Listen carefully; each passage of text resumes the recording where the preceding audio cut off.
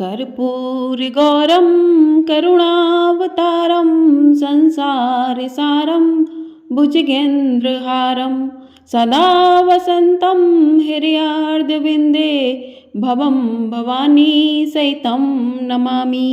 हर हर महादेव। ओम नमः शिवाय। आप सभी के परिवारजनों पर भगवान शंकर की कृपा सदैव बनी रहे। आपको हमारे चैनल पर सावन मास महात्म्य की कथाएं प्रतिदिन सुनाई जा रही हैं।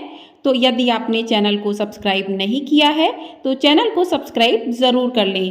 आज की वीडियो में हम सुनेंगे सावन मास महात्म्य का छठा अध्याय। तो श्रोतागणों, अध्याय प्रारंभ करने से पूर्व हम भगवान शंकर का ध्यान करेंगे। ओम नमः शिवाय। हर हर महादेव। तो चलिए अध्याय प्रारंभ करते हैं। आज के अध्याय में सोमवार व्रत का विधान बताया गया है। सनत कुमार बोले कि हे भगवान, मैंने रविवार का हर्षकारक महात्म्य सुन लिया। अब आप श्रावण मास में सोमवार का महात्म्य मुझे बताइए। तभी ईश्वर बोले कि हे सनत कुमार, सूर्य मेरा नेत्र है, उसका महात्म्य इतना श्रेष्ठ है, तो फिर उमा सहित सोम मेरे नाम वाले उस सोमवार का क्या ही कहना।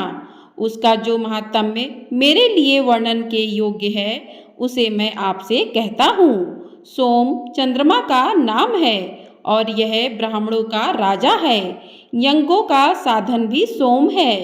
उस सोम के नाम के कारणों को आप सावधान होकर मुझसे सुनिए, क्योंकि यह वार मेरा ही स्वरूप है, अतः इसे सोम कहा गया है। इसलिए यह समस्त राज्य का प्रदाता तथा श्रेष्ठ है। व्रत करने वाले को यह संपूर्ण राज्य का फल देने वाला है। हे विप्र, उसकी विधि सुनिए। मैं आपको विस्तार पूर्वक बता रहा हूँ। 12 महीनों में सोमवार अत्यंत श्रेष्ठ है। उन मासों में यदि सोमवार व्रत करने में असमर्थ हो तो श्रावण मास में इसे अवश्य करना चाहिए। इस मास में इस व्रत को करके मनुष्य वर्ष भर के लिए व्रत का फल प्राप्त करता है। श्रावण में शुक्ल पक्ष के प्रथम सोमवार को यह संकल्प करें कि मैं विधिवत इस व्रत को करूँगा या करूँगी, शिव जी मुझ पर प्रसन्न हो। इस प्रकार चारों सोमवार के दिन, और यदि 5 हो जाए तो उसमें भी प्रातःकाल यह संकल्प करें और रात्रि में शिव जी का पूजन करें। 16 उपचारों से सायंकाल में भी शिव जी की पूजा करें और एकाग्रचित होकर इस दिव्य कथा का श्रवण करें। हे सनत कुमार, इस सोमवार की कही जाने वाली विधि को अब मुझसे सुनिए। श्रावण मास के प्रथम सोमवार को इस श्रेष्ठ व्रत को प्रारंभ करें। मनुष्य को चाहिए कि अच्छी तरह स्नान करके पवित्र होकर श्वेत वस्त्र धारण कर ले और काम, क्रोध, अहंकार, द्वेष, निंदा आदि का त्याग करके मालती, मल्लिका आदि श्वेत पुष्पों को लाए। इसके अतिरिक्त अन्य विविध पुष्पों से तथा अविष्ट पूजनोपचारों के द्वारा त्र्यंबकम इस मूल मंत्र से शिव जी की पूजा करें। उसके बाद कहें, मैं शव, भावनाश महादेव, उग्र, उग्रनाथ, भाव, शशिमौली, रुद्र, नीलकंठ, शिव तथा बवहारी का ध्यान करता हूँ। इस प्रकार अपने विभव के अनुसार मनोहर उपचारों से देवेश शिव का विधिवत पूजन करें। जो इस व्रत को करता है उसके पुण्य फल को सुनिए। जो लोग सोमवार के दिन पार्वती सहित शिव की पूजा करते हैं वे पुनरावृत्ति से रहित अक्षय लोक प्राप्त करते हैं। हे सनत कुमार, इस मास में नक्त व्रत से जो पुण्य प्राप्त होता है उसे मैं संक्षेप में कहता हूँ। देवताओं तथा दानवों से भी अभेद्य 7 जन्मों का अर्जित पाप नक्त भोजन से नष्ट हो जाता है। इसमें संदेह नहीं करना चाहिए, अथवा इस अति उत्तम व्रत को उपवास पूर्वक करें। इसे करने से पुत्र की इच्छा रखने वाले मनुष्य पुत्र प्राप्त करते हैं और धन चाहने वाले को धन प्राप्त होता है। वह जिस जिस अविष्ट की कामना करता है उसे पा जाता है। इस लोक में दीर्घकालीन वांछित सुखोपभोगों को भोग कर अंत में श्रेष्ठ विमान पर आरूढ़ होकर वह रुद्रलोक में प्रतिष्ठा प्राप्त करता है। चित्त चंचल है, धन चंचल है और जीवन भी चंचल है, ऐसा समझकर प्रयत्न पूर्वक व्रत का उद्यापन करना चाहिए। चांदी के वृषभ पर विराजमान स्वर्ण निर्मित शिव तथा पार्वती जी की प्रतिमा अपने सामर्थ्य के अनुसार बनानी चाहिए। इससे धन की कृपणता नहीं करनी चाहिए। उसके बाद एक दिव्य तथा शुभ लिंगोत्भर्द मंडप बनाएं और उसमें 2 श्वेत वस्त्रों से युक्त एक घट स्थापित करें। घट के ऊपर तांबे अथवा बांस का बना हुआ पात्र रखें और उसके ऊपर उमा सहित शिव को स्थापित करें। उसके बाद श्रुति, स्मृति तथा पुराणों में कहे गए मंत्रों से शिव की पूजा करें। पुष्पों का मंडप बनाएं तथा उसके ऊपर सुंदर चंदोवा लगाएं। उसमें गीतों तथा बाजों की मधुर ध्वनि के साथ रात में जागरण करें।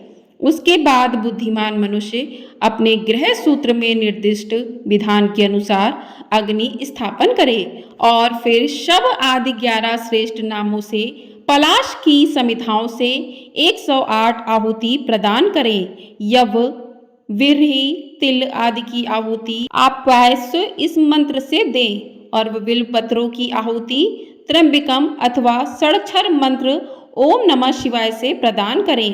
उसके बाद सुष्टकृत होम करके पूर्ण आहुति देकर आचार्य का पूजन करें और बाद में उन्हें गौ प्रदान करें।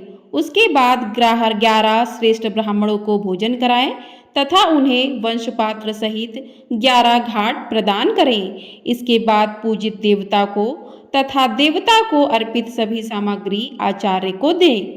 तत्पश्चात प्रार्थना करें कि मेरा व्रत परिपूर्ण हो और शिव जी मुझ पर प्रसन्न हो। उसके बाद बंधुओं के साथ हर्षपूर्वक भोजन करें। इस विधान से जो मनुष्य इस व्रत को करता है वह जिस जिस अभिलषित वस्तु की कामना करता है उसे प्राप्त कर लेता है और अंत में शिवलोक को प्राप्त होकर उस लोक में पूजित होता है।